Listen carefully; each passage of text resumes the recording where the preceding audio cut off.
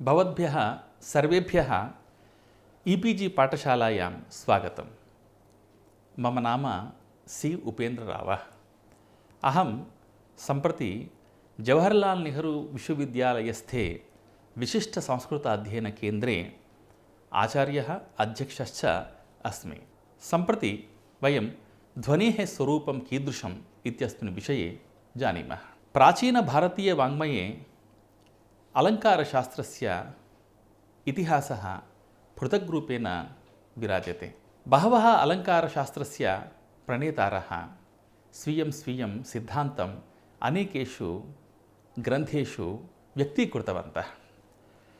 तत्र सर्वेषाम् अध्ययनं वयं कुर्मः चेत् वयं जानीमः यत् अलङ्कारशास्त्रं तत्रापि अलङ्कारशास्त्रे ध्वनेः तत्त्वं यद् भवति तत् अत्यन्तविशिष्टम् अत्यन्तप्रधानतमम् इत्यपि वयं जानीमः।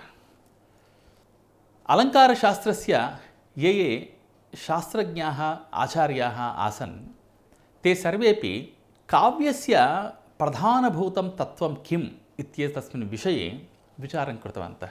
तत्र विभिन्नरूपेण ते स्वीयेषु ग्रन्थेषु तेषां सिद्धान्तान् प्रतिपादितवन्तः। तत्र सर्वेषां सिद्धान्तानाम् अनुशीलनेन ज्ञायते यत् ते सर्वेपि काव्यस्य प्रधानतमं तत्त्वं किम् इति आत्मतत्त्वं किम् इति अन्वेषणं कृतवन्तः इति ज्ञायते।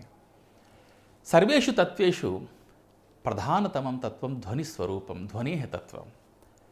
तत्र आनन्दवर्धनाचार्यैः ध्वनेः स्वरूपं स्वीये ध्वन्यालोकाख्ये शास्त्रे सम्यग्रूपेण प्रतिपादितं।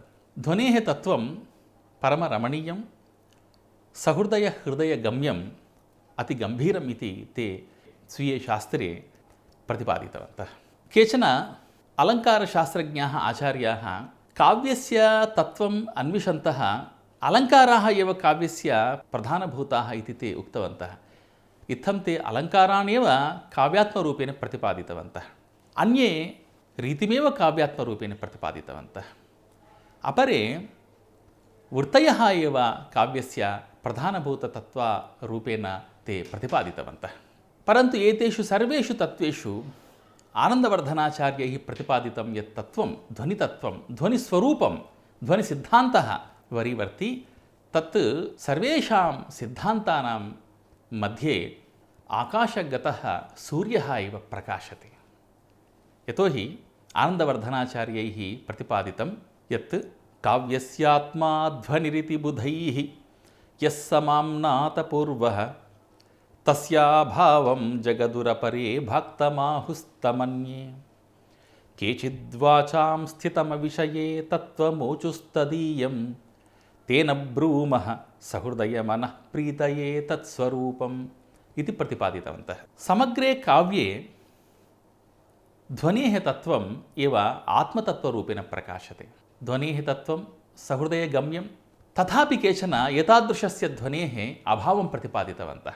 तत्र अभाववादिनां त्रयः विकल्पाः भवन्ति। अन्ये ध्वनेः तत्त्वं न अवगतवन्तः सम्यग्रूपेण, तदर्थं ते गुणवृत्तिरेव ध्वनिरिति प्रतिपादितवन्तः। वस्तुतः गुणवृत्तिरन्या ध्वनिरन्यः इति आनन्दवर्धनाचार्यस्य सिद्धान्तः।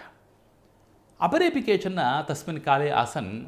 ते कथयन्ति स्म यत् ध्वनेः तत्त्वं तु अस्ति, परन्तु ध्वनेः तत्त्वं वक्तुं न शक्यते, ध्वनेः तत्त्वं गिराम् अगोचरम् इति ते प्रतिपादितवन्तः।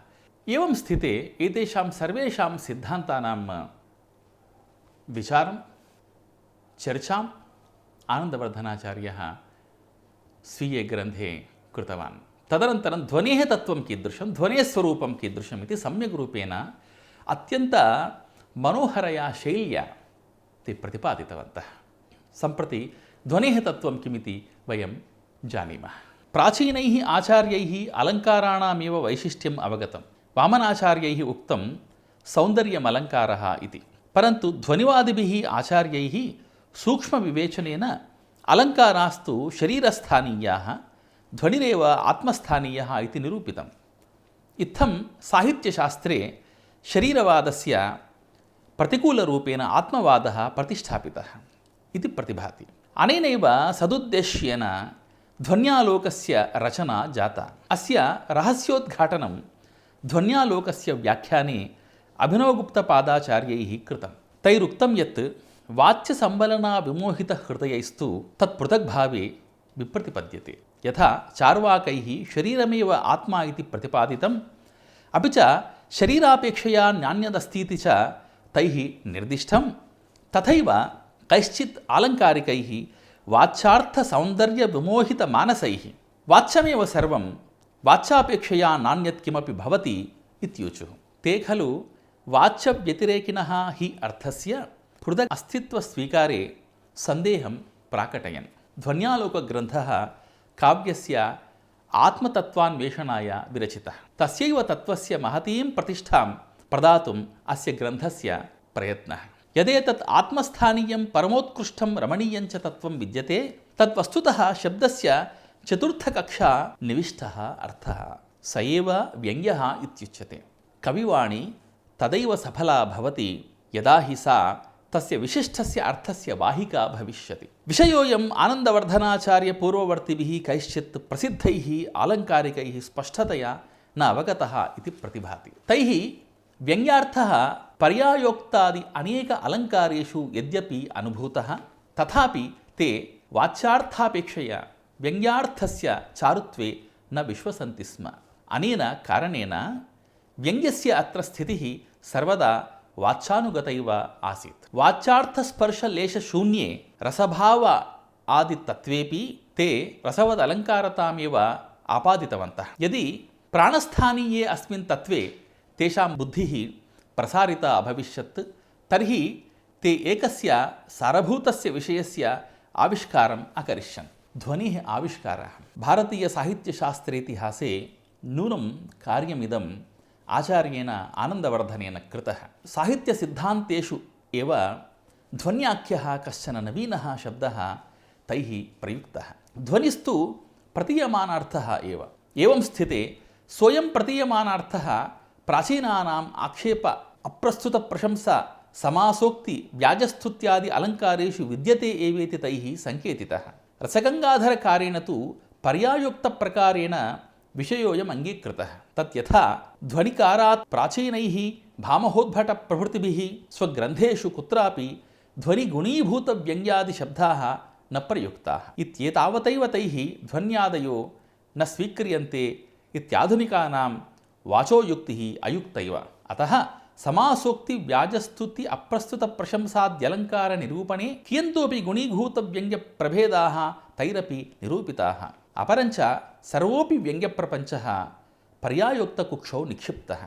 न ह्यनुभवसिद्धो अर्थः बालेनापि अपह्नोतुं शक्यते। ध्वन्यादिशब्दैः परं व्यवहारो न कृतः, न ह्येतावता अनङ्गीकारो भवति। प्राधान्यात् अलङ्कार्यो हि ध्वनिः अलङ्कारस्य पर्यायोक्तस्य कुक्षौ कथङ्कारं निविशताम् इति तु विचारान्तरम्। समग्रस्य ध्वन्यालोकस्य अध्ययनेन ज्ञायते यत् ध्वनिकारेण ध्वनिशब्दप्रयोगः विभिन्नेषु अर्थेषु कृतः इति। परन्तु तथापि विभिन्नाः प्रयोगाः इमे परस्परविरुद्धाः इति तु वक्तुं न शक्यते। एतेषां सर्वेषां हि अर्थानां समन्वयं ध्वनिकारः एव कृतवान्। स्वीयेन पाण्डित्येन प्रज्ञया च तत् कथमिति सम्प्रति पश्यामः। काव्यं ध्वनिरिति व्यञ्जकपदानि च ध्वनिरिति च कथने नास्ति कश्चन विरोधः।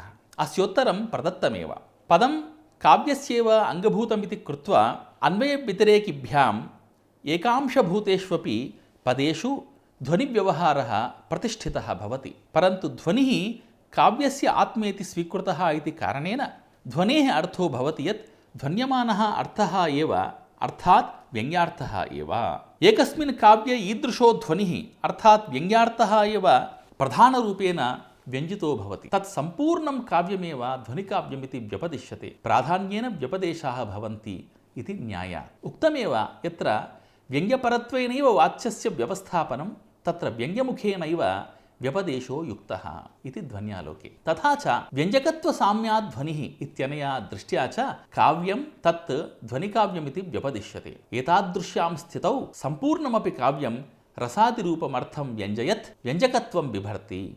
यदि व्यङ्ग्यमर्थं ध्वनिरूपेण स्वीकुर्मः तर्हि तस्यार्थस्य प्राप्त्यर्थं साधुरूपेण यो व्यञ्जनाव्यापारः स्वीकृतः तमपि व्यापारम् उपचारतः ध्वनिरिति वक्तुं शक्नुमः। तत्र ध्वन्यालोके अभाववादाः आगच्छन्ति। अभाववादाः के इति सम्प्रति पश्यामः। एतादृशस्यापि परमविशिष्टस्य ध्वनेः अभावं केचित् आहुः। ध्वनिकारः सर्वप्रथमं ध्वनिविरोधिनां त्रीन् पूर्वपक्षान् निर्दिशति। अभाववादिनः एते ध्वनेः साक्षात् विरोधिनः। भाक्तवादः एते ध्वनिं लक्षणायाम् अन्तर्भावयन्ति। अनिर्वचनीयतावादिनः एते अनिर्वचनीयतावादिनः ध्वनिं स्वीकुर्वन्ति परन्तु ध्वनेः स्वरूपं गिरामगोचरम् अनिर्वचनीयम् एवेति व्यपदिशन्ति। एतेषां मतं प्रस्तुवन् ध्वनिकारः जगदुः इति एतत् पदं प्रयुङ्क्ते। जगदुरिति परोक्षभूतकालिकं लिट्लकारं प्रयुज्य सूचयितुम् इच्छति यत् एते अभाववादिनः ध्वनिकारस्य समक्षं नैवासन् इति। तेषां मतमपि स्वयं न कुत्रापि श्रुतवान्, केवलं तेषां मतानां सम्भावनां कुर्वन् चिखण्डयति ध्वनिकारः। लोचने विषयोऽयं स्पष्टीकृतः। न च अस्माभिः अभाववादिनां विकल्पाः श्रुताः किन्तु सम्भाव्य दूषयिष्यन्ते। अतो भूतकालोन्मेषात् पारोक्ष्यादिविशिष्टाद् अद्यतनत्वप्रतिभानाभावाच्च लिटा जगदुरित्ययं प्रयोगः कृतः इति लोचने। विषयमेनं विशदीकर्तुमेव ध्वनिकारेण वृत्तौ जगदुः इत्यस्य पदस्य व्याख्यानम् आचक्षीरन् कथयेयुः ब्रूयुः इत्येतैः लिङ्लकारप्रयोगैः पदैः कृतम्। अनेन ज्ञायते यत् ध्वन्यभाववादाः केवलं सम्भाविताः एव न तु वास्तविकाः। परन्तु ध्वन्यभावसूचकानां पक्षाणां सर्वदा निर्मूलत्वं न स्वीकरणीयम् अस्माभिः। यतोहि ध्वन्यभाववादिनः कस्यचित् मनोरथनाम्नः कवेः मतं ध्वनिकारेण श्रुतं, स्वग्रन्थे समुपस्थापितञ्च। तद्यथा यस्मिन्नस्ति न वस्तु किञ्चन मनः प्रह्लादिसालङ्कृति व्युत्पन्नैरचितं न चैव वचनैर्वक्रोक्तिशून्यञ्च यत् काव्यं तद्ध्वनिना समन्वितमिति प्रीत्या प्रशंसञ्जडो नो विद्मो विदधाति किं सुमतिना पृष्ठस्वरूपं ध्वनेः इति। वस्तुतः ध्वनिकारः स्वयं चिन्तयति यत् ध्वनिमार्गोऽयं परमरमणीयः, किन्तु नूतनोऽयं मार्गः नवीनं तत्राप्येतादृशं परमरमणीयं सिद्धान्तम् ऐदं प्रथमतया विदुषां समवाये समुपस्थापयामो यदि केचित् असहिष्णुतया कलुषितबुद्धिभिः ध्वनिसिद्धान्तस्य विरोधं कुर्युः तस्मादेव तेषाम् अभाववादान् सम्भावयति, सम्भाव्य च सविस्तरं समादधति। इत्थं तेषां मतखण्डनं कुर्वन्नेव ध्वनिसिद्धान्तं सुदृढं करोति। तत्र प्रथमाभाववादी कथयति यत् हे ध्वनिवादिन्, भवतोक्तं यत् ध्वनिः चारुत्वशालीति, परन्तु समग्रस्य काव्यतत्त्वस्य विश्लेषणे कृतेपि ध्वनिर्नामकः अयं पदार्थः न उपलभ्यते। यतोहि काव्यस्य तावत् शरीरं शब्दार्थौ शब्दचारुत्वकृतः अनुप्रासादयः शब्दालङ्काराः अर्थचारुत्वकृतः उपमादयः प्रसिद्धाः एव। वर्णसङ्घटनाधर्माः माधुर्यादयः गुणाः अपि ज्ञायन्ते। तदनतिरिक्तहेतवः वृत्तयो रीतयश्च ज्ञायन्ते एव। तेषु न कुत्रापि ध्वनिनामकोऽयं दृष्टः, तस्मात् कोऽयं ध्वनिः प्रसिद्धप्रस्थाने न दृष्टः ध्वनिः अयं। तथा च प्रसिद्धप्रस्थानव्यतिरेकिनः न काव्यत्वं। यदि भवान् कथयति यत् प्रसिद्धप्रस्थानभिन्नः सन्नपि चारुत्वविशिष्टोऽयं ध्वनिरिति, तथापि नाङ्गीकुर्मः। यतोहि यत्र यत्र प्रसिद्धप्रस्थानत्वं तत्र तत्र काव्यत्वं, प्रसिद्धप्रस्थानव्यतिरेकिनः काव्यत्वहानिः भवति इति। तत्र लोचनकारः प्रसिद्धप्रस्थानं विशदीकरोति। प्रसिद्धं प्रस्थानं शब्दार्थौ तद्गुणालङ्काराश्च इति लोचने। अन्ये चिन्तयन्ति यत् ध्वनिः भक्तावेव अन्तर्भवति इति। तत्र भक्तिरिति लक्षणा। मीमांसकाः इमामेव भक्तिं गुणवृत्तिम् इति आहुः। पूर्वाचार्याः ध्वनिसिद्धान्तश्च। यद्यपि ध्वनिकारस्य पूर्ववर्तिभिः आचार्यैः ध्वनिर्लक्षणायाम् अन्तर्भवति इति न प्रतिपादितं, तथापि ते शब्दस्य यः अभिधेयार्थः भवति तदतिरिक्तं अन्यमपि अर्थं स्वीकृतवन्तः। उदाहरणार्थं भामह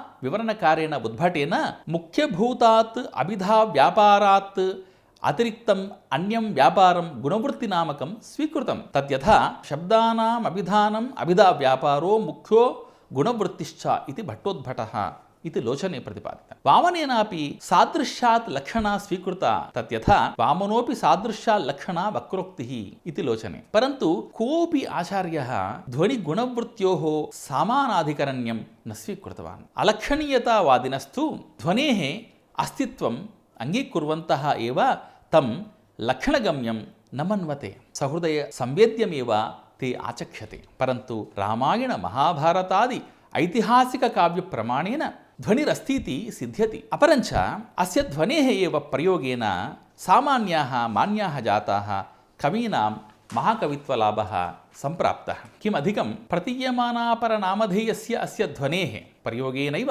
संसारेऽस्मिन् कालिदासादयः द्वित्राः पञ्चशाः वा महाकवयः इति गण्यन्ते। अन्ये सर्वेपि सामान्यकवयः एवेति तत्र प्रतिपादितं। तत्रोक्तं सरस्वती स्वादुतदर्थवस्तु निश्चन्दमाना महतां कवीनाम् अलोकसामान्यमभिव्यनक्ति परिस्फुरन्तं प्रतिभाविशेषं। ध्वन्यालोके प्रतिपादितं यत् तत्परावेव शब्दार्थौ यत्र व्यङ्ग्यं प्रतिष्ठितौ ध्वनेः स एव विषयः मंतव्यः संकरोज्झितः। श्लोकेऽस्मिन्नपि प्रयुक्तस्य यत्र इत्यस्य शब्दस्य यस्मिन् काव्ये इत्यर्थः। अपरञ्च ध्वन्यालोके एव उक्तं विमति विषयो य आसीत् मनीषिणां सततम् अविदित सतत्वः ध्वनिसंज्ञितः प्रकारः काव्यस्य संज्ञितः सोऽयम्। अस्मिन् श्लोके प्रयुक्तस्यापि ध्वनिसंज्ञितः प्रकारः काव्यस्य इत्यस्य वाक्यस्य अयमेव अर्थः। अनेन विधिना ध्वनिर्नाम ध्वनिकाव्यमेवेति स्वीकृतम्। अपरस्मिन्नपि सन्दर्भे विषयोऽयं प्रतिपादितः यत् प्राप्त परिणतीनां तु ध्वनिरेव काव्यम् इति। तथा च व्यङ्ग्यविशेषो अङ्गी ध्वनिरिति कथितः इत्यस्मिन्नपि वाक्ये ध्वनिशब्दः काव्यविशेषे एव प्रयुक्तः। इत्थं यद्यपि प्रतीयमानार्थः एव ध्वनिः तथापि ईदृशस्य प्रतीयमानार्थस्य वाहकं काव्यमेव ध्वनिरिति मन्तव्यम्। उक्तमेव ध्वन्यालोके व्यङ्ग्यो अर्थः ललना लावण्यप्रख्यो यः प्रतिपादितः तस्य प्राधान्ये ध्वनिरित्युक्तं। तस्य तु गुणीभूतव्यङ्ग्यो नाम काव्यभेदः प्रकल्प्यते इति। अस्मिन्नपि वाक्ये गुणीभूतव्यङ्ग्यो नाम काव्यभेदः इति कथने काव्यभेदः इति प्रयोगे ध्वनिशब्दः काव्यार्थे एव प्रतिपादितः। व्यङ्ग्यार्थस्य प्राधान्ये ध्वनिसंज्ञितः काव्यप्रकारः इत्यस्मिन् वाक्येऽपि ध्वनिशब्दः काव्यार्थे एव प्रयुक्तः। एवम् उपरि प्रदत्तेषु सर्वेष्वपि आनन्दवर्धनाचार्याणां वाक्येषु ध्वनिशब्दः काव्यार्थे एव प्रयुक्तः। अन्यस्मिन्नपि कस्मिंश्चित् सन्दर्भे ध्वनिशब्दप्रयोगः स्पष्टतया काव्यार्थे एव प्रयुक्तः। ध्वन्यालोके रसभाव तदाभास तत्प्रशमलक्षणं मुख्यम् अर्थम् अनुवर्तमाना यत्र शब्दार्थालङ्काराः गुणाश्च परस्परं ध्वन्यपेक्षया विभिन्नरूपाः व्यवस्थिताः तत्र काव्ये ध्वनिरिति व्यपदेशः। एवं प्रकारेण ध्वनिशब्दः काव्यार्थे अर्थात् ध्वनिकाव्यार्थे ध्वन्यालोके प्रयुक्तः इति ज्ञायते। परन्तु ध्वन्यालोकस्य परिशीलनेन ध्वनिशब्दः न केवलं ध्वनिकाव्यार्थे अपि तु अन्येष्वपि अर्थेषु कृतः इति ज्ञायते। तेषु अन्येषु अर्थेषु व्यङ्ग्यार्थः प्रधानः। व्यङ्ग्यार्थे ध्वनिशब्दः बहुधा प्रयुक्तः आनन्दवर्धनाचार्यैः। काव्यस्यात्मा ध्वनिरिति बुधैः यस्समाम्नातपूर्वः इत्यस्मिन् श्लोके आत्मा इत्यस्य अर्थः काव्यार्थः एव इति आत्मा काव्यस्य अर्थः एवेति आनन्दवर्धनाचार्यस्य मतं। तेषां मते यदि काव्यस्य जीवातुभूतः कश्चिदर्थः भवति तर्हि सः प्रतीयमानः एव इति। सः प्रतीयमानः एव व्यङ्ग्यार्थः। अनेन प्रकारेण काव्यात्मभूतेन गृहीतः ध्वनिपदार्थः कश्चन काव्यप्रकारः न भवति, परन्तु काव्यस्यैव एकः विशिष्टः अंशः भवति इति व्यवस्थितं। विषयेऽस्मिन् आनन्दवर्धनाचार्याणां सम्मतिरासीदिति अन्यैः तत्रस्थैः वाक्यैः ज्ञायते। मुख्यतया प्रकाशमानो व्यङ्ग्यार्थो ध्वनिरात्मा इत्येकं वाक्यं। वस्तुतः ध्वन्यालोकस्य प्रथमश्लोकः एव काव्यस्यात्मा ध्वनिरिति बुधैः इत्ययं श्लोकः एव काव्यस्यात्मा ध्वनिरिति प्रतिपादयति। काव्यस्यात्मा च रसादिरूपः एव अर्थः इति अनेन ज्ञायते यत् ध्वनिकृत स्वयमेव ध्वनिः अर्थरूपेण स्वीकृतः इति ज्ञायते। ध्वनिः व्यङ्ग्यार्थस्य पर्यायरूपेण स्वीकृतः। अत एव ध्वनिः काव्यरूपोद्यानस्य कल्पतरुः विद्यते। तद्यथा काव्याख्येऽखिल सौख्यधाम्नि विबुधोद्याने ध्वनिर्दर्शितः सोऽयं कल्पतरूपमानमहिमा भोग्योऽस्तु भव्यात्मनाम् इति। ध्वन्यालोके ध्वनिशब्दः व्यञ्जकरूपेणापि प्रयुक्तः। तद्यथा पदानाम् अपि व्यञ्जकत्वमुखेन व्यवस्थितो ध्वनिव्यवहारः इति एकं वाक्यम्। अपरञ्च यस्य तु विवक्षितत्वेन व्यङ्ग्यस्य स्थितिः तद्व्यञ्जकत्वं ध्वनिव्यवहारस्य प्रयोजकम् इति अपरं वाक्यम्। उक्त्यन्तरेण यच्चारुत्वं प्रकाशनमशक्यं तत्प्रकाशयन् शब्दः व्यञ्जकतां प्राप्य ध्वनिरित्यस्य वाचकस्य वाच्यो भवति इति तत्र प्रतिपादितं। तद्यथा उक्त्यन्तरेणाशक्यं यच्चारुत्वं प्रकाशयन् शब्दो व्यञ्जकतां बिभ्रत् ध्वन्युक्तेः विषयी भवेत्। अस्यैव विषयस्य व्यतिरेकरूपेण अस्मिन् श्लोके किञ्चिदुक्तं। तद्यथा रूढाये विषयेऽन्यत्र शब्दास्वविषयादपि लावण्याद्याः प्रयुक्तास्ते न भवन्ति पदं ध्वनेः। अपि च अव्युत्पत्तेश्च शक्तिर्वा निबन्धो यस्खलद्गतेः शब्दस्य स च न ज्ञेयः सूरिभिः विषयो ध्वनेः। इत्थं समग्रस्य ध्वन्यालोकस्य पठनेन ज्ञायते यत् विशिष्टेन आचार्येण आनन्दवर्धनेन सम्पूर्णरूपेण सम्यक् विविच्य ध्वनेः सिद्धान्तस्य प्रतिष्ठापना कृता इति। यद्यपि अलङ्कार रीति रसादयः अन्ये सम्प्रदायाः आनन्दवर्धनात् पूर्वम् आसन्, तथापि ते सर्वेपि सम्प्रदायाः ध्वनिसम्प्रदायस्य आगमन अनन्तरं जीमूतान्तर्गत दिनकरप्रकाशतुल्याः जाताः। ध्वनिरेव ध्वस्तध्वान्तः सन् प्रभाकरवत् संस्कृत साहित्यशास्त्रेतिहासे जाज्वल्यमानः प्रकाशते। अन्ये सम्प्रदायाः ध्वनिसम्प्रदाये एव अन्तर्भूताः। ध्वनेः सिद्धान्तस्य आविष्करणानन्तरम् अन्ये सर्वेपि आचार्याः ध्वनिवादेन ध्वनिसिद्धान्तेन तथा प्रभाविताः जाताः यत् ते सर्वेपि सिद्धान्ताः ध्वनिसिद्धान्ता एव सम्मिलिताः जाताः, तत्र सम्पृक्ताः जाताः। एवं ध्वनिकारः आनन्दवर्धनः स्वीयम् अत्यन्तं विशिष्टं पाण्डित्यं ध्वन्यालोके प्रकाशयति, प्रतिपादयति च। साहित्यशास्त्रस्य इतिहासे ध्वन्यालोकप्रतिष्ठापनानन्तरम् अन्ये सर्वेपि आचार्याः स्वीयवादान् स्वीयसिद्धान्तान् सर्वानपि ध्वनिसिद्धान्त एव। इत्थं ध्वनिसिद्धान्तप्रतिष्ठापनानन्तरम् अन्ये सर्वेपि सिद्धान्ताः ध्वनिसिद्धान्त एव सम्मिलिताः जाताः। ध्वनिसिद्धान्तः एकः एव साहित्याकाशे वियन्मध्यमणिवत् सूर्यवत् प्रकाशते। एवं ध्वनेः वैशिष्ट्यं सर्वदा साहित्यशास्त्रे वरीवर्तते। यद्यपि प्राचीनकाले बहवः ग्रन्थाः अर्थात् बहवः आचार्याः बहून् ग्रन्थान् रचितवन्तः, बहून् सिद्धान्तान् प्रकाशितवन्तः, तथापि ध्वनिकारस्य ध्वन्यालोकः अत्यन्तसमादृतः जातः। यतोहि ध्वनिकारस्य शैली तादृशी भवति यत् ध्वनेः तत्त्वम् अत्यन्तविशदया मनोहरया शैली सुन्दरया शैल्या तर्कपूर्णया शैल्या तैः ध्वनिसिद्धान्तः प्रतिपादितः। तदर्थं ध्वनिसिद्धान्तः सर्वेष्वपि सिद्धान्तेषु अत्यन्तसमादृतः जातः। तदर्थम् अस्माभिः काव्ये समग्रेपि ध्वनिरेव आत्मा इति ज्ञातव्यः। समग्रेपि काव्ये यद्यपि अलङ्काराः, गुणाः, रीतयः, वृत्तयः इत्यादि बहवः भेदाः सम्भवन्ति, तथापि यथा कन्यायाः आत्मा एव प्रधानभूता भवति, यतोहि आत्मना विना चैतन्यं न भवति, तथैव ध्वनिना विना चैतन्यं न भवति। तदर्थम् अलङ्कारास्तु अलङ्काराः एव, गुणास्तु गुणाः एव, परन्तु ध्वनिस्तु आत्मभूतं तत्त्वं चैतन्यरूपेण प्रकाशते। तदर्थम् अस्माभिः सर्वैरपि ध्वनिसिद्धान्तः सम्यग् रूपेण पठनीयः, अवगन्तव्यः, अधिगन्तव्यश्च।